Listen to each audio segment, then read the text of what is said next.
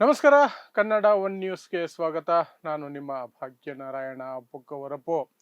ಮೊನ್ನೆ ರಾತ್ರಿ ಬಾಗಲಕೋಟೆಯಲ್ಲಿ ಒಂದು ಗಲಾಟೆಯ ಸನ್ನಿವೇಶ ಏನು ಅಂದರೆ, ಶಿವಾಜಿ ಜಯಂತಿಯ ಮೆರವಣಿಗೆಯ ಮೇಲೆ ಕಲ್ಲು ತೂರಾಟ ಆಯಿತು ಅಂತ ದೊಡ್ಡ ಮಟ್ಟದಲ್ಲಿ ಸುದ್ದಿ ಆಯಿತು. ಅಂಥದ್ದೊಂದು ಸಣ್ಣ ಸುದ್ದಿ ಸಿಕ್ಕರೆ ಸಾಕಲ್ವಾ, ಎಂಜಲು ಮಾಧ್ಯಮಗಳು, ಗೋಧಿ ಮಾಧ್ಯಮಗಳು, ಮನುವಾದಿ ಮಾಧ್ಯಮಗಳು ಪ್ಲಸ್ BJPಯ ಪುಡಾರಿಗಳು ಹಿಂದುತ್ವದ ಹೆಸರಿನಲ್ಲಿ ಏನೆಲ್ಲ ಮಾಡಬಹುದೋ ಅಷ್ಟು ಮಾಡುವಂತಹ ಹೀನ ಮನಸ್ಥಿತಿಯ ಒಂದಷ್ಟು ಗುಂಪುಗಳು ಎಲ್ಲರೂ ಸಹ ಕಟ್ಟುಕತೆಗಳನ್ನು ಕಟ್ಟಿ ಅದಕ್ಕೆ ಬಣ್ಣ ಹಚ್ಚಿ ರೆಕ್ಕೆ ಪುಕ್ಕ ಕೊಟ್ಟು ಏನೇನೋ ಕಥೆಗಳನ್ನು ಹೊರಬಿಡ್ತಾರೆ. ಅದೇ ಕೆಲಸವನ್ನ ಮತ್ತೆ ಅಲ್ಲಿ ಮಾಡಿದ್ರು ಬಾಗಲಕೋಟೆಯಲ್ಲಿ. ಹಾಗಾದ್ರೆ ಬಾಗಲಕೋಟೆಯಲ್ಲಿ ನಡೆದದ್ದು ಏನು? ಪ್ರಚೋದನೆ ಮಾಡಿದ್ದು ಯಾರು? ಪ್ರಚೋದನೆಗೆ ಒಳಗಾಗಿದ್ದು ಯಾರು? ಇಬ್ಬರು ನೀಚರೇ. ಪ್ರಚೋದನೆ ಮಾಡಿದವರು ನೀಚರೇ, ಪ್ರಚೋದನೆಗೆ ಒಳಗಾದವರು ನೀಚರೇ. ಹಾಗಾದ್ರೆ ಕಲ್ಲು ಎಲ್ಲಿಂದ ಬಂತು, ಹೇಗೆ ಬಂತು, ಮುಂದೇನೇನಾಯ್ತು ಎಲ್ಲವನ್ನು ವಿವರಿಸುವಂತಹ ಪ್ರಯತ್ನವನ್ನು ಮಾಡ್ತೀನಿ. ಮೊನ್ನೆ ರಾತ್ರಿ ಬಾಗಲಕೋಟೆಯಲ್ಲಿರುವಂತಹ ಪಂಕಾ ಮಸೀದಿ ಅನ್ನುವಂತಹ ಜಾಗದಲ್ಲಿ ಒಂದು ಉದ್ವಿಗ್ನ ಪರಿಸ್ಥಿತಿ. ಏನಂದ್ರೆ, ಆ ಮಸೀದಿಯಿಂದ ಸ್ವಲ್ಪ ದೂರದಲ್ಲಿ ಶಿವಾಜಿ ಜಯಂತಿಯ ಭಾಗವಾಗಿ ಒಂದು ಮೆರವಣಿಗೆ ಹೋಗ್ತಾ ಇತ್ತು. ಆ ಮೆರವಣಿಗೆ ಹೋಗುವ ಸಂದರ್ಭದಲ್ಲಿ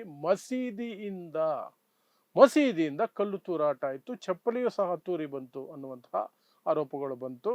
ಅದಾದ ನಂತರ ಅಂತಹದ್ದೇ ಸನ್ನಿವೇಶಕ್ಕೆ ಕಾಯ್ಕೊಂಡಿರುವಂತಹ ಒಂದಷ್ಟು ಹಿಂದುತ್ವ ಹೆಸರಿನಲ್ಲಿರುವಂತಹ ಏನು ಕಿಡಿಗೇಡಿಗಳಿದ್ದಾರೆ, ಅವರು ಒಂದಷ್ಟು ಅಂಗಡಿಗಳಿಗೆ, ತಳ್ಳುಗಾಡಿಗಳಿಗೆ ಬೆಂಕಿ ಕೊಟ್ಟರು. ಈ ಮಸೀದಿಯಿಂದ ಕಲ್ಲು ಬಂದಿದ್ದು ನಿಜಾನ ಅಂದ್ರೆ, ಎಸ್, ಮಸೀದಿಯಿಂದ ಕಲ್ಲು ಬಂದಿದ್ದು ನಿಜ.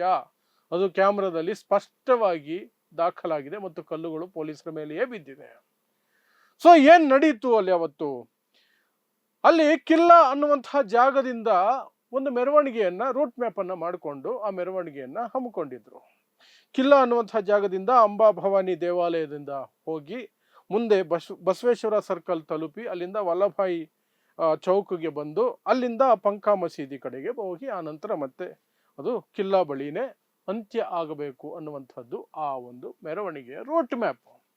ಅದರ ಭಾಗವಾಗಿ ಸುಮಾರು 8 ಗಂಟೆ, ರಾತ್ರಿ 8 ಗಂಟೆಯ ಸಮಯಕ್ಕೆ ಈ ಪಂಕಾ ಮಸೀದಿಯ ಬಳಿಗೆ, ಆ ಮಸೀದಿಯಿಂದ ಒಂದು 50-60 ಮೀಟರ್ ದೂರದಲ್ಲಿ ಈ ಮೆರವಣಿಗೆ ಬಂದು ನಿಲ್ತು. ಅಂತಹ ಸೂಕ್ಷ್ಮತೆ ಇರುತ್ತೆ. ಯಾಕೆಂದ್ರೆ ಈಗ ದೇಶದಲ್ಲಿರುವಂತಹ ಸದ್ಯದ ಪರಿಸ್ಥಿತಿಯಲ್ಲಿ ಈ ಎಂಜಲು ಮಾಧ್ಯಮಗಳು ಮತ್ತು ಮೋದಿಯಾದಿಯಾಗಿ BJP ನಮ್ಮ ದೇಶವನ್ನ ಹಿಂದೂ ಮುಸ್ಲಿಂ ಅಂತ ಒಬ್ಬರಿಗೊಬ್ಬರು ಒಂದು ರೀತಿಯಾಗಿ ಅನುಮಾನಾಸ್ಪದವಾಗಿ ನೋಡುವ ರೀತಿಯಲ್ಲಿ ತಂದಿಟ್ಟಿರುವ ಸನ್ನಿವೇಶದಲ್ಲಿ ಆ ಮಸೀದಿ ಮುಂದೆ ಹಿಂದೂ ಮೆರವಣಿಗೆ ಅಥವಾ ದೇವಸ್ಥಾನಗಳ ಮುಂದೆ ಮುಸ್ಲಿಮರ ಯಾವುದಾದ್ರೂ ಮೆರವಣಿಗೆ ಹೋಗೋದಾದ್ರೆ ಸೀದಾ ಕಳಿಸ್ಬಿಡ್ಬೇಕು. ನಿಲ್ಲೋದಕ್ಕೆ ಅವಕಾಶ ಮಾಡಿಕೊಡ್ಬಾರ್ದು. ಬಟ್ ಬಾಗಲಕೋಟೆಯಲ್ಲಿ ನಿಲ್ಲೋದಕ್ಕೆ ಅವಕಾಶ ಸಿಕ್ತು. ಆ ಪಂಕಾ ಮಸೀದಿ ಬಳಿ ಸರಿಯಾಗಿ 8 ಗಂಟೆಗೆ, ಸ್ಥಳೀಯರ ಮಾಹಿತಿ ಇದು, 8 ಗಂಟೆ ಅಲ್ಲಿಗೆ ಬಂದಿದೆ. ಅಲ್ಲಿಂದ ಅದು ಕದಲಿಲ್ಲ. ಮಸೀದಿ ಹತ್ತಿರ ಬಂದರೆ ಈ ಗುಂಪುಗಳು ಹೇಗೆ ಆಡ್ತವೆ ಅನ್ನೋದು ನಿಮಗೆಲ್ಲ ಗೊತ್ತೇ ಇರುತ್ತೆ. ಎಲ್ಲೆಲ್ಲ ಗಣೇಶನ ಹೆಸರಿನಲ್ಲೋ ಇನ್ಯಾವುದೋ ಹೆಸರಿನಲ್ಲೋ ಮೆರವಣಿಗೆ ಹೋದಾಗ ಗಲಾಟೆಗಳಾದಾಗಲೂ ಸಹ ಇದನ್ನೇ ನಾವು ನೋಡ್ತೀವಿ. ಮಸೀದಿಗಳು ಮುಂದೆ ಕೆಟ್ಟ ಕೊಳಕ ಘೋಷಣೆಗಳನ್ನು ಕೂಗೋದು, ಕುಣಿಯೋದು, ಕಿರ್ಚಾಡೋದು, ಸನ್ನೆಗಳನ್ನು ತೋರಿಸೋದು, ಅಥವಾ ಮಸೀದಿಗೆ ಹತ್ತಿ ಕೇಸರಿ ಬಾವುಟಗಳನ್ನು ನೆಡೋದು, ಇಂತಹ ಕೃತ್ಯಗಳನ್ನು ಮಾಡೋದನ್ನ ನಾವು ಸಾಕಷ್ಟು ಕಡೆ ನೋಡಿದ್ದೀವಿ. ಇಲ್ಲಿಯೂ ಸಹ ಜೋರಾಗಿ ಡಿಜೆ ಹಾಕೊಂಡು ಮಸೀದಿಗೆ ಹತ್ತಿರದಲ್ಲಿ ನಿಲ್ಲಿಸ್ಬಿಟ್ರು. ಇನ್ನು ಆ ಹತ್ತಿರದಲ್ಲಿ ನಿಲ್ಸಿರ್ತಾರೆ ಅಂದ್ರೆ ಕೂಗಾಟ, ಕಿರ್ಚಾಟ, ಅರ್ಚಾಟ, ಇನ್ನೇನೇನೋ ಘೋಷಣೆಗಳು ಎಲ್ಲ ಇದ್ದೇ ಇರುತ್ತೆ. ಮಸೀದಿ ಕಡೆಗೆ ನೋಡಿ ಏನೋ ಸನ್ನೆಗಳನ್ನು ಮಾಡೋದು, ಎಲ್ಲ ಮಾಡೋದು. ರಂಜಾನ್ ಬೇರೆ ಆರಂಭ ಆಗಿದ್ದಿಲ್ಲ. ಅದರ ಭಾಗವಾಗಿ ಮಸೀದಿಗಳಲ್ಲಿ ರಾತ್ರಿ ತರಾವಿ ಎನ್ನುವಂತಹ ಒಂದು ಅವ್ರದ್ದು ಪ್ರಾರ್ಥನಾ ಪದ್ಧತಿ ಇದೆ. ರಾತ್ರಿ 9 ಗಂಟೆಗೆ ಅವ್ರದ್ದು ಆರಂಭಿಸ್ಕೊಳ್ತಾರೆ. ಸಂಜೆ ಉಪವಾಸ ಬಿಟ್ಟ ನಂತರ ಊಟ ಮಾಡಿ ತರಾವಿ ಅಂತ ಪ್ರಾರ್ಥನೆಗಳನ್ನು ಮಾಡ್ಕೊಳ್ತಾರೆ. ಆ ಸಂದರ್ಭಕ್ಕೆ ಸರಿಯಾಗಿ ಅದು ಮಸೀದಿ ಮುಂದೆನೆ, ಮಸೀದಿ ಬಳಿಯೇ ಬಂದು ನಿಂತ್ಕೊಳ್ತು. ಇವರ ಪ್ರಾರ್ಥನೆಗೂ ಸಹ ಅದಕ್ಕೆ ಗದ್ದಲ ಅದು ಶುರುವಾಯಿತು. ಅಲ್ಲಿಗೆ ಎಲ್ಲ ರೀತಿಯ ವೇದಿಕೆ ಸಿದ್ಧವಾಗಿತ್ತು. ಯಾರಾದ್ರೂ ಒಬ್ಬ ಮತಿಗೆಟ್ಟವನು ಮಸೀದಿಯಿಂದ ಏನಾದರೂ ಮಾಡೋದಕ್ಕೆ, ಅವರು ಮಾಡಿದ್ದು ಅವ್ರ ಕತೆ. ಆದರೆ ಅದಕ್ಕೆ ಪ್ರಚೋದನೆಗೆ ಒಳಗಾದಂಥವ್ರು ಇದಾರಲ್ಲ, ಅವನಂಥ ಮೂರ್ಖನು ಸಹ ಬೇರೊಬ್ಬ ಇರಲಿಕ್ಕೆ ಸಾಧ್ಯ ಇಲ್ಲ. ಯಾಕಂದ್ರೆ ಅದು ಅವನ ವೈಯಕ್ತಿಕ ಸಿಟ್ಟಾಗೋದಕ್ಕೆ ಸಾಧ್ಯನೇ ಇಲ್ಲ. ದೇಶದಲ್ಲಿ ಎಂಥ ಪರಿಸ್ಥಿತಿ ಇದೆ, ರಾಜ್ಯದಲ್ಲಿ ಎಂತಹ ಪರಿಸ್ಥಿತಿ ಇದ್ರೆ, ಮಸೀದಿಯಿಂದ ಹಿಂದೂ ಮೆರವಣಿಗೆ ಮೇಲೆ ಕಲ್ಲು ಬಿದ್ದರೆ ಏನೆಲ್ಲ ರೆಪಕರ್ಷನ್ಸ್ ಆಗುತ್ತೆ ಅನ್ನುವಂತಹ ಕಾಮನ್ ಸೆನ್ಸ್ ಇರಬೇಕಿತ್ತು. ಒಬ್ಬನಿಗೆ ಇರಲಿಲ್ಲ. ಆ ಮಸೀದಿಯಲ್ಲಿ ಒಬ್ಬ ವ್ಯಕ್ತಿಗೆ ಮಾತ್ರ ಇರಲಿಲ್ಲ, ತನ್ಜೀರ್ ಅನ್ನುವಂಥ ವ್ಯಕ್ತಿ. ಆತ ಏನು ಮಾಡಿದ್ದಾನೆ, ಅಲ್ಲೇ ಚಪ್ಪಲಿ ಸ್ಟ್ಯಾಂಡಿಗೆ ಕೊಟ್ಟಿದ್ರಲ್ಲ ಸಪೋರ್ಟ್ಗೆ ಕಲ್ಲುಗಳು, ಆ ಕಲ್ಲುಗಳನ್ನು ತೆಗೆದು ಎಸ್ತಿದ್ದಾನೆ. ಆ ಕಲ್ಲುಗಳು ಸೀದಾ ಹೋಗಿ ಪೊಲೀಸರ ಮೇಲೆ ಬಿದ್ದಿದೆ. ಯಾವಾಗ ಕಲ್ಲುಗಳು ಬಿತ್ತೋ ಚಪ್ಪಲಿನೂ ಬಿತ್ತು ಅಂತ ಸ್ಥಳೀಯರು ಹೇಳ್ತಿದ್ದಾರೆ, ಕೆಲವರು ಆರೋಪ ಮಾಡ್ತಿದ್ದಾರೆ. ಅದರಲ್ಲೂ ಹಿಂದುತ್ವ ಪಡೆಗಳು ಆರೋಪ ಮಾಡ್ತಿರೋದು. ಜೋರು ಗಲಾಟೆ ಶುರುವಾಯಿತು. ಪೊಲೀಸರು ನಿಯಂತ್ರಿಸುವಂತಹ ಪ್ರಯತ್ನ ಮಾಡಿದ್ರು ಸಹ ಇಂತಹದ್ದಕ್ಕೆ ಅಂತ ಕಾಯ್ಕೊಂಡಿರ್ತಾರೆ. ಅವ್ರಿಗೇನು ಧರ್ಮ ಜಾತಿ ಏನೂ ಇರಲ್ಲ. ಬೆಂಕಿ ಹಚ್ಚೋದಕ್ಕೆ ಅವಕಾಶ ಸಿಕ್ಕರೆ ಸಾಕು ಕಿಡಿಗೇಡಿಗಳು ಹೋಗಿ ಬೆಂಕಿ ಹಚ್ತಾರೆ. ಒಂದಷ್ಟು ತಳ್ಳುಗಾಡಿಗಳಿಗೆ, ಅಂಗಡಿಗಳಿಗೆ ಬೆಂಕಿ ಹಚ್ಬಿಟ್ರು. ಪೊಲೀಸರು ತಮ್ಮ ಪ್ರಯತ್ನ ತಾವು ಮಾಡಿದ್ರು, ಏನೇನೋ ಮಾಡಿ ರಾತ್ರಿಗೆ ಅದನ್ನು ತಹಬದಿಗೆ ತೆಗೆದುಕೊಂಡು ಬಂದರು. ಅದರಲ್ಲಿ SP ಒಂದಷ್ಟು ಸ್ವಲ್ಪ ಸೀರಿಯಸ್ ಆಗಿ ಕೆಲಸ ಮಾಡಿದ್ದಾರೆ, ಸಿದ್ಧಾರ್ಥ್ ಗೋಯಲ್ ಅಂತ.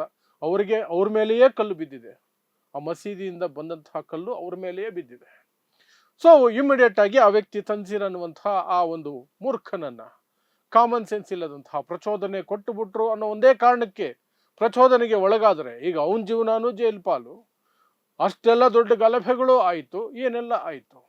ಹಾಗಂತ ಸುಮ್ಮನಿರ್ಬೇಕಾ? ಏನು ಮಾಡಿದ್ರು ಅಂದರೆ ಅದಕ್ಕೆ ಪೊಲೀಸ್ ಇದ್ದಾರೆ, ಕಾನೂನಿದೆ. ಆ ರೀತಿ ಏನಾದರೂ ಆಗ್ತಿದ್ರೆ ಅದು CCTVಲಿ ವಿಡಿಯೋ ತಗೊಳ್ರಿ. ನಿಮ್ಮ ಕೈಲಿ ಮೊಬೈಲ್ ಇರುತ್ತೆ, ಕ್ಯಾಮ್ರಾಗಳು ಇರ್ತವೆ, ಅದರಲ್ಲಿ ತಗೊಂಡು ಸುದ್ದಿವಾಹಿನಿಗಳಿಗೆ ಕೊಡಿ. ಆ ಕಂತ್ರಿ ಮಾಧ್ಯಮಗಳು ಏನಿದ್ದಾವೆ, ಮನುವಾದಿ ಮಾಧ್ಯಮಗಳು, ಅವು ಪ್ರಸಾರ ಮಾಡಲಿಲ್ಲ ಅಂದರೆ ನಮ್ಮಂಥ ಸ್ವತಂತ್ರ ಪತ್ರಿಕೋದ್ಯಮದಲ್ಲಿ ತೊಡಗಿಸ್ಕೊಂಡಿರೋರು ಇದ್ದೀವಿ, ನಮಗೆ ಕೊಡಿ, ನಾವು ಅದನ್ನು ಜಗತ್ತಿನ ಮುಂದೆ ಇಡ್ತೀವಿ, ಏನೆಲ್ಲ ಆಗಿದೆ ಅನ್ನೋದನ್ನು ತೋರಿಸ್ತೀವಿ. ಕೊನೆಗೆ ಪೊಲೀಸರ ಮೇಲೆ ಒತ್ತಡ ಬೀಳುತ್ತೆ, ಅವರು ಕ್ರಮ ಕೈಗೊಳ್ಳುತ್ತಾರೆ. ನೀವು ಕಲ್ಲೆಸ್ತು ಬಿಟ್ರೆ, ನಿಮ್ಮ ವೈಯಕ್ತಿಕ ಸಿಟ್ಟನ್ನು ತೋರಿಸ್ಬಿಟ್ರೆ ಅದು ನಿಮ್ಮ ವೈಯಕ್ತಿಕವಾಗಿ ಉಳಿಯೋದಿಲ್ವಲ್ಲ. ಇಡೀ ಸಮುದಾಯವನ್ನು ಎಳ್ಕೊಂಡು ಬಂತಲ್ಲ. ಈಗ ಮುಸ್ಲಿಮರು ಹಿಂದೂ ಮೆರವಣಿಗೆ ಮೇಲೆ ಕಲ್ಲು ಎಸ್ತರು ಅಂತಲೇ ಬರುತ್ತೆ. ಅದು ಒಬ್ಬ ಎಸ್ತ ಅಂತ ಬರಲ್ಲ, ಎಸದಿದ್ದು ಒಬ್ಬನೇ. ಆತನನ್ನು ಇಮಿಡಿಯೇಟ್ ಆಗಿ ಬಂಧಿಸಿ ತಗೊಂಡು ಹೋದ್ರು. ಆದರೆ ಆ ಸಂದರ್ಭದಲ್ಲಿ ಮಾತಿನ ಚಕಮಕಿ ನಡೆದು ಒಂದು 7 ಜನರ ಮೇಲೂ ಸಹ FIR ಆಗಿದೆ, ಅವರದ್ದು ಸಹ ಬಂಧನ ಆಗಿದೆ. ಕರ್ತವ್ಯಕ್ಕೆ ಅಡ್ಡಿಪಡಿಸಿದಂತಹ ಆರೋಪ ಅವರ ಮೇಲೂ ಬಿದ್ದಿದೆ. ಒಟ್ಟಿನಲ್ಲಿ 8 ಜನ ಬಂಧನ ಆಗಿದೆ. 8 ಜನರು ಬಂಧನ ಆಗಿದೆ. ಆದರೆ ಸುದ್ದಿ ಮಾಧ್ಯಮಗಳು, ಈ ಗೋಧಿ ಮಾಧ್ಯಮ, ಈ ಮನುವಾದಿಗಳು ಇದಾರಲ್ಲ, ಎಂಜಲು ಮಾಧ್ಯಮಗಳು, ಅವುಗಳು ಹೇಳೋದೇನೋ ಮೆರವಣಿಗೆ ಹೋಗ್ತಾ ಇತ್ತು, ಹಿಂದೂಗಳು ಮೆರವಣಿಗೆ ಮಾಡೋದಕ್ಕೂ ಹಕ್ಕಿಲ್ವಾ ಈ ದೇಶದಲ್ಲಿ, ಅಷ್ಟು ಸ್ವಾತಂತ್ರ್ಯ ಇಲ್ವಾ, ಅದ್ಯಾಕೆ ಮುಸ್ಲಿಮರು ಕಲ್ಲು ಹೊಡಿಬೇಕು, ಮುಸ್ಲಿಮರು ಕಲ್ಲು ಹೊಡೆದಿದ್ರಿಂದಾನೇ ಬೆಂಕಿ ಹಾಕಿದ್ದು, ಕಲ್ಲು ಹೊಡೆಯುವುದಕ್ಕೆ ಏನೆಲ್ಲ ಮುನ್ನುಡಿ ಆಯ್ತು ಅದ್ರ ಬಗ್ಗೆ ಮಾತ್ರ ಮಾತಿರಲ್ಲ. ಏನು ಮುನ್ನುಡಿ ಆಯ್ತು ಅದ್ರ ಬಗ್ಗೆ ಮಾತಿರಲ್ಲ. ಸೊ ಅವ್ರ ಲೆಕ್ಕಾಚಾರ, ಅವ್ರ ಬಾಳು, ಅವ್ರ ಕೊಳಕು ಮನಸ್ಥಿತಿ ಅದನ್ನೇ ಮಾಡಿದ್ದಾರೆ, ಚೆನ್ನಾಗಿ ಮಾಡಿದ್ದಾರೆ. ಸೊ ಇಡೀ ರಾಜ್ಯದಲ್ಲಿ ಸುದ್ದಿಯಾಗಿದ್ದೇನು ಅಂದರೆ, ಶಿವಾಜಿ ಮಹಾರಾಜರ ಜಯಂತಿಯ ಮೆರವಣಿಗೆಯ ಮೇಲೆ ಮುಸ್ಲಿಮರು ಕಲ್ಲೆಸ್ತರು, ಚಪ್ಪಲಿ ಎಸ್ತರು. ಮುಸ್ಲಿಮರು 1-2 ಕಲ್ಲು ಅಂತ ಹೇಳಿರಲ್ಲ, ಸಿಕ್ಕಾಪಟ್ಟೆ ಲೋಡ್ ತಗೊಂಡು ಬಂದು ಶೇಖರಣೆ ಮಾಡಿ ಇಟ್ಕೊಂಡಿದ್ರು. ಅದನ್ನು ಫುಲ್ಲಾಗಿ ಬಳಸಿದ್ರು, ವ್ಯವಸ್ಥಿತವಾಗಿ ಪ್ಲಾನ್ಡ್ ಆಗಿ ಮಾಡಿದ್ರು ಅಂತೆಲ್ಲ ಕಟ್ಟುಕತೆಗಳನ್ನು ವಾಟ್ಸಪ್ಗಳಲ್ಲಿ ಇನ್ಯಾವುದೋ ರೀತಿಯಲ್ಲಿ ಮಾಡ್ತಾರೆ. ಈ ಸುದ್ದಿವಾಹಿನಿಗಳು ಸಹ ಅದೇ ಟೋನಲ್ಲಿ, ಆಲ್ಮೋಸ್ಟ್ ಅದೇ ಥರ ಅಲ್ಲ, ಬಟ್ ಅದೇ ಟೋನಲ್ಲಿ ಜನರ ತಲೆಗೆ ಹಂಗೆ ಹೋಗಬೇಕದು, ಆ ರೀತಿನೇ ಹೇಳಿ ದ್ವೇಷ ಬಿತ್ತೋದ್ರಲ್ಲಿ ಎಲ್ಲ ಕೆಲಸಗಳನ್ನು ಮುಗಿಸ್ತಾರೆ. ಅದೇ ಆಯಿತು. ಸೊ ಅಲ್ಲಿಗೆ ರಾತ್ರಿಗೆ ತಹಬದಿಗೆ ಬಂತಲ್ಲ, ಅಲ್ಲಿಗೆ ಶಾಂತಿಯುತವಾಗಿ ಇರಬೇಕಾಯ್ತಲ್ಲ, ಹಂಗಾಗಲ್ಲ. ಈ ರಾಜಕೀಯ ಪುಡಾರಿಗಳಿರ್ತಾರಲ್ಲ, ಅವರಿಗೆ ಇದೇ ಅನ್ನ ಆಹಾರ, ಅದರಲ್ಲೂ BJP ಅವರಿಗೆ ಇದೇ ಅನ್ನ ಆಹಾರ. ಇಂತಹ ಘಟನೆ ಸಣ್ಣದು ನಡೆದ್ರೆ ಸಾಕು, ಅದನ್ನಿಟ್ಕೊಂಡು ಅಮಾಯಕರನ್ನು ಬೀದಿಗೆ ತಂದು ಅವರನ್ನು ಜೈಲ್ ಪಾಲ್ ಮಾಡಬೇಕು ಅಥವಾ ಇನ್ನೇನೋ ಮಾಡಿಬಿಡ್ಬೇಕು ಅವ್ರಿಗೆ. ಅಲ್ಲಿವರೆಗೆ ಅವ್ರಿಗೆ ಸಮಾಧಾನ ಆಗಲ್ಲ. ಸೊ ಅಲ್ಲಿಗೆ ವೀರಣ್ಣ ಚರಂತಿ ಮಠ ಮಾಜಿ MLA BJP ದೌಡಾಯಿಸಿ ಬಂದರು. ರಣಹದ್ದು ಬಂದ ಹಾಗೆ, ಹೆಣ ಕಂಡ ತಕ್ಷಣ ರಣಹದ್ದು ಬಂದ ಹಾಗೆ ಪ್ರಚೋದನಾತ್ಮಕ ಹೇಳಿಕೆಗಳು, ಪೊಲೀಸರ ಮೇಲೆ ಕೂಗಾಡೋದು ಎಲ್ಲ ಮಾಡಿ ಒಂದಷ್ಟು ನೆಕ್ಸ್ಟು ಕಲ್ಲು ತೂರಾಟ ಶುರುವಾಯಿತು. ಬೆಳಗ್ಗೆ, ರಾತ್ರಿ ಎಲ್ಲ ಮುಗಿದಿತ್ತು, ಬೆಳಗ್ಗೆ ಕಲ್ಲು ತೂರಾಟ, ಮುಸ್ಲಿಮರ ಅಂಗಡಿಗಳ ಮೇಲೆ ದಂಧಲೆ ಎಲ್ಲ ಶುರುವಾಯಿತು, ಎಲ್ಲ ಮಾಡಿದ್ರು. ಈಗ ನಿಷೇಧಾಜ್ಞೆ ಹೇರಿದರೆ ಒಂದಷ್ಟು ಕಂಟ್ರೋಲ್ಗೂ ಬಂದಿದೆ. ಆದರೆ ಇಲ್ಲಿಯವರೆಗೂ ಸಹ ಸೋಷಿಯಲ್ ಮೀಡಿಯಾಗಳಲ್ಲಿ, ಎಲ್ಲ ಮೀಡಿಯಾಗಳಲ್ಲಿ ಹೇಳ್ತಿರೋದೇನು ಅಂದರೆ, ಇದೆ ನಾನಾಗಲೇ ಹೇಳ್ದಂಗೆ, ಮುಸ್ಲಿಮರು ಮಸೀದಿಯಿಂದ ಕಲ್ಲುಗಳನ್ನು ತೂರಿದ್ರು, ಈ ಸಂಸ್ಕೃತಿ ಮುಸ್ಲಿಮರಿಗೆ ಹೇಳ್ಕೊಟ್ಟಿದ್ಯಾರು, ಮದ್ರಸಾ ಕಲಿಕೆ, ಎಲ್ಲ ಕಟ್ಟುಕತೆಗಳನ್ನು ಇದನ್ನು ಮಾಡ್ಕೊಂಡಿದ್ದಾರೆ. ಕೇಳಿದ್ರೆ ಬೆಂಕಿ ಬಿತ್ತಲ್ಲ ಅಂದರೆ ಬೆಂಕಿ ಬಿದ್ದಿದ್ದು ಅವ್ರು ಕಲ್ಲು ಹೊಡೆದಿದ್ದಕ್ಕೆ ಅಂತ. ಕಲ್ಲು ಹೊಡೆಯೋದಕ್ಕೆ ಮೊದಲು ಏನಾಯಿತು, ಏನೇನು ಅದಕ್ಕೆ ಪೂರಕವಾಗಿ ಆಯಿತು, ಅದ್ರ ಬಗ್ಗೆ ಏನೂ ಇಲ್ಲ. ಇನ್ನು ಅದಕ್ಕೆ ಪ್ರತಿಕ್ರಿಯಿಸಿರುವಂತಹ SDPI ಪಕ್ಷ, ಅಲ್ಲಿ ಚುನಾವಣೆಗಳಿದ್ದಾವೆ ಪಕ್ಕದ ಕ್ಷೇತ್ರದಲ್ಲಿ, ಅದಕ್ಕೆ ಇಲ್ಲಿ ಒಂದು ರಿಹರ್ಸಲ್ ಅನ್ನು ಮಾಡ್ಕೊಳ್ತಿದ್ದಾರೆ BJP. ಇದೆಲ್ಲ ಚುನಾವಣಾ ಪ್ರಚಾರದ ಒಂದು ಭಾಗ ಇವ್ರದ್ದು. BJP ಅವ್ರದ್ದು ಇದೇ ಕತೆ, ಇದನ್ನೇ ಮಾಡ್ಕೊಂಡಿದ್ದಾರೆ. ಆ ಕಾರಣಕ್ಕಾಗಿ ಈ ಗಲಭೆಗಳಿಗೆ ಈ ರೂಪ ಕೊಟ್ಟಿದ್ದಾರೆ ಅನ್ನುವಂಥ ಆರೋಪಗಳನ್ನು ಮಾಡಿದ್ದಾರೆ. ಒಟ್ಟಾರೆಯಾಗಿ ಬಾಗಲಕೋಟೆಯ ಜನ ಶಾಂತಿ ಪ್ರಿಯರು ಅಂತ ಈ ಹಿಂದಿನಿಂದಲೂ ಸಹ ನೋಡ್ಕೊಂಡು ಬಂದಿದ್ದೀವಿ. ಅಲ್ಲಿ ಹಿಂದೂ ಮುಸ್ಲಿಮ್ಸ್ ಯಾವತ್ತೂ ಕಿತ್ತಾಡ್ಕೊಳ್ಳೋದಿಲ್ಲ ಜಾಸ್ತಿ. ಬಟ್ ಇತ್ತೀಚಿನ ರಾಜಕೀಯ ಬೆಳವಣಿಗೆಗಳಿದಾವಲ್ಲ, ರಾಷ್ಟ್ರ ಮಟ್ಟದಿಂದ ಹಿಡಿದು ರಾಜ್ಯ ಮಟ್ಟದವರೆಗೆ, ಅದರಲ್ಲೂ BJP ಸಂಘ ಪರಿವಾರ ಇದ್ಯಾವುದೋ ಗೂಂಡಾ ಪಡೆಗಳಿದಾವಲ್ಲ, ಒಂದಷ್ಟೆಲ್ಲ ಗುಂಪುಗಳು, ಧರ್ಮದ ಹೆಸರಿನಲ್ಲಿ, ಹಿಂದುತ್ವದ ಹೆಸರಿನಲ್ಲಿ, ಹಸು ಹೆಸರಿನಲ್ಲಿ, ಇನ್ಯಾವುದೋ ಹೆಸರಿನಲ್ಲಿ, ಅವುಗಳೆಲ್ಲ ಎಂಥ ಪರಿಸ್ಥಿತಿ ಮಾಡಿಟ್ಟಿದ್ದಾರೆ ಅಂದರೆ ಇವತ್ತು ಏನೇ ನಡೆದ್ರೂ ಸಹ ಹಿಂದೂ ಮುಸ್ಲಿಂ ಆಗುತ್ತೆ, ಏನು ಮಾಡಕ್ ಹೋದ್ರೂ ಹಿಂದೂ ಮುಸ್ಲಿಂ ಆಗುತ್ತೆ, ಅಂತಹ ಪರಿಸ್ಥಿತಿಯನ್ನೇ ನಿರ್ಮಾಣ ಮಾಡಿಟ್ಟಿದ್ದಾರೆ. ಸೊ ಆ ಕಾರಣಕ್ಕಾಗಿಯೇ ಬಾಗಲಕೋಟೆಯು ಸಹ ಇವತ್ತು ಅಂತಹ ಪರಿಸ್ಥಿತಿಯನ್ನು ನೋಡಬೇಕಾಯ್ತು. ಈಗ ಸದ್ಯಕ್ಕೆ 24ನೇ ತಾರೀಕಿನವರೆಗೆ ನಿಷೇಧಾಜ್ಞೆಯನ್ನು ಹೇರಿದ್ದಾರೆ. ಮುಂದೆ ಏನಾದರೂ ಬೆಳವಣಿಗೆಗಳಾಗ್ತಾವೋ ಗೊತ್ತಿಲ್ಲ. ಶಾಂತಿ ಸಭೆಗೆ ನಿನ್ನೆ ಮುಸ್ಲಿಂ ಮುಖಂಡರು ಅದನ್ನ ಬಹಿಷ್ಕಾರ ಮಾಡಿದ್ರು, ಹೋಗಿ ಒಂದೇ ನಿಮಿಷಕ್ಕೆ ಎದ್ದು ಬಂದ್ರು.